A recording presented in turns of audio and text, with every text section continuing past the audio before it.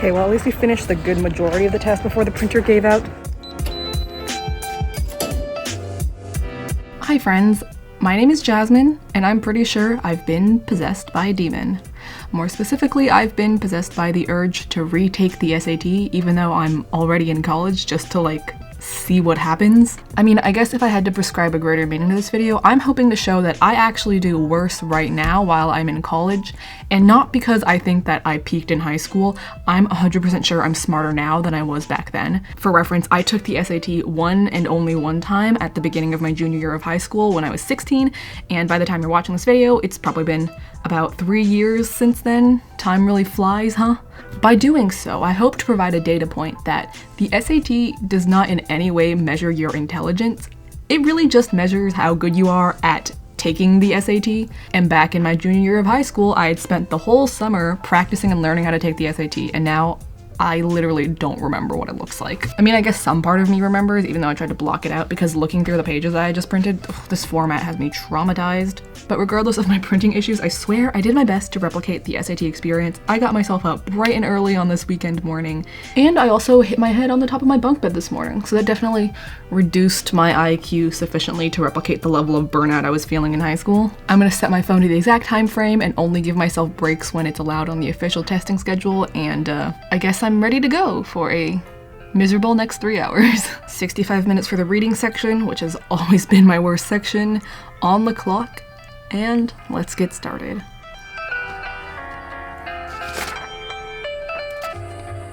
It's only been 30 minutes and I'm already done with the entire reading section, so time to check my work. I guess as a humanities major, I've really improved my abilities to skim and just read quickly. And it's also a lot easier than I remember, so maybe that's a good sign, although I probably missed some of those stupid trick questions they put in there because I don't remember what the tricks usually are. Even though I had a really easy time quickly reading or skimming and just generally understanding the non-fiction passages, especially the one about politics/economics, I simply do not remember how to read fiction. That passage was so hard for me. But anyways, enough talking to you about my SAT. I better focus on getting them questions right and check my answers for the next half hour. Next, I've got 35 minutes worth of writing section, and hopefully I'll be doing pretty alright on this considering I've taken 2 linguistics classes and I'm considering changing my major to linguistics, so if I don't understand English grammar at this point, there is no hope for me. But I was pretty good at this section in high school, and hopefully I remember how to use a semicolon.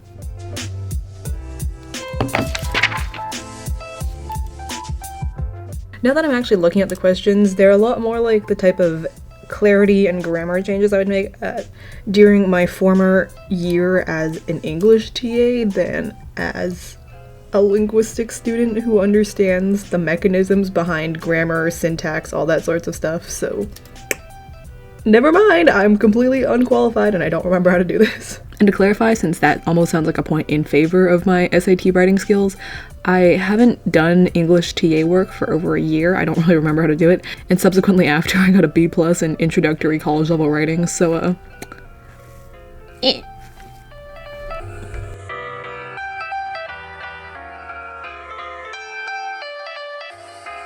Alright, it's time for my break, and I'm gonna have some orange juice and take a quick pee.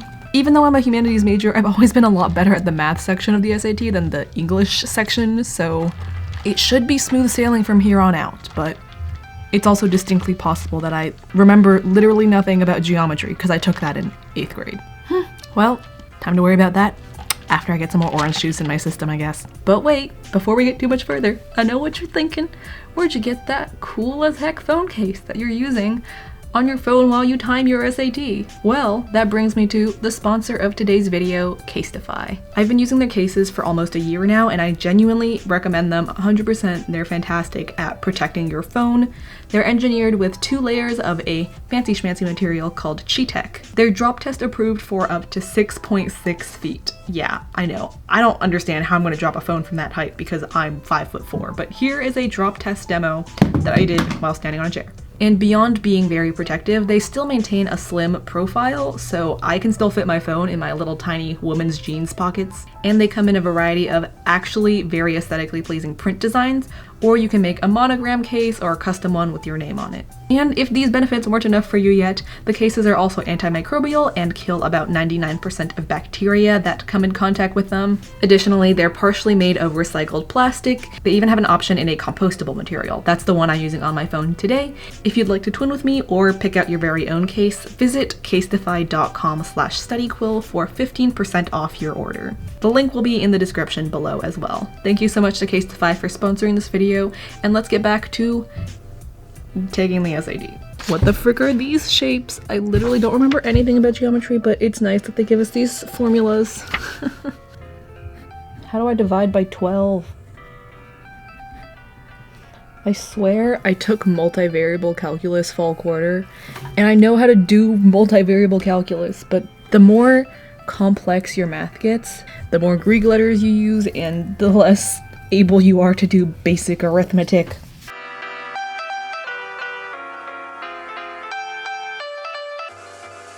I'm not gonna lie, that was low-key a little bit difficult. I think I just don't remember enough Algebra 1 facts to adequately answer the questions. I did finish all the questions and recheck my work though. I'm just not quite as competent in everything, but we'll have that moment of truth later. I'm technically not supposed to take a break between sections 3 and 4, so let's just set the timer. It's 55 minutes for section 4 with calculator. I got my calculator ready, and go. Okay.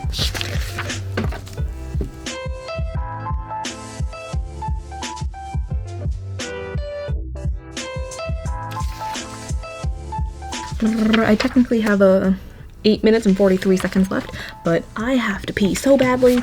I drank way too much orange juice, so I'm just gonna end the math portion early. I finished everything. I checked all my answers.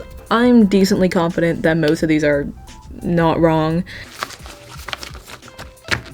I don't know why this has got me so nervous. Like, this has no bearing on my future, nor would it actually benefit the point of this video for me to do well on this. But my heart's going pitta-patta regardless. But anyways, first let's see the raw score that I got, like how many I actually got wrong, before we do the little calculation worksheet thing to figure out my score out of 1600. Really getting a strong start because I got the first one wrong. Okay. That's honestly better than usual. I got 4 wrong out of 52. Not too bad. Let me note that down. I just aced the freaking writing section. Let's go. I don't know why I'm so proud of this, but writing -0. It's literally so stupid for me to care. But that's the whole premise of this entire video, isn't it? It's so stupid that I care. And that I decided to do this voluntarily. D-A-D.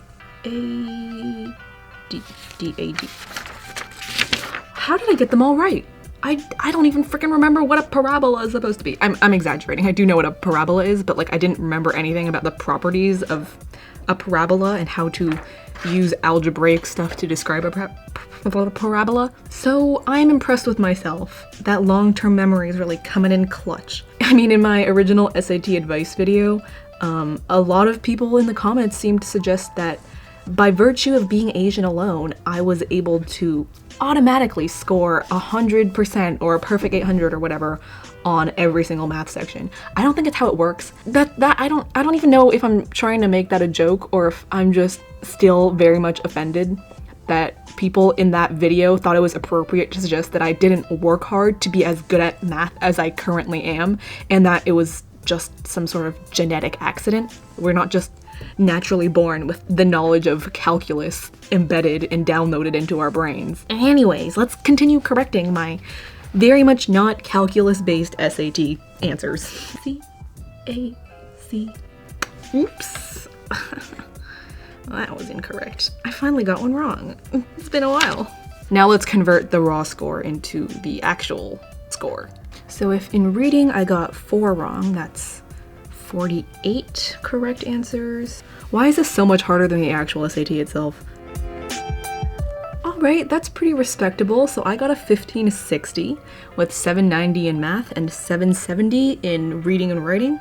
And that's only about 20 points lower than I actually scored in high school, so I think that's pretty good evidence that Even though I'm smarter now, I just don't remember the tips and tricks that come along with taking the SAT, and that's what ends up affecting my score a lot more than my increased intelligence over the years. And that's not to say that 1560 is like a downgrade or like a bad score, because I know that a lot of people study for ages and ages and they just don't master the test-taking tricks necessary to get a score that high. If you're watching this because you're also a college student, what's up? And if you're watching this because you're preparing to take the SAT or similar high school standardized tests and you want actually helpful advice beyond what may be vaguely entertaining about this video, I have lots of videos about SAT advice, which I will link in the description below. And beyond that, I hope you found this video interesting and enjoyed it in some way. I upload new videos about student life on this channel every week, and you can visit my Instagram, my second channel, and my TikTok for some not really school-related content. See you next time!